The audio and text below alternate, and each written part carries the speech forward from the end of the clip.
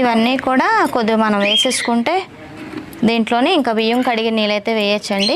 అసలు ఇది ఎందుకు ఇంత కష్టపడమని అనుకుంటున్నారా? మన మట్టికి మంచి ఫర్టైల్ని అయితే తెస్తుందండి.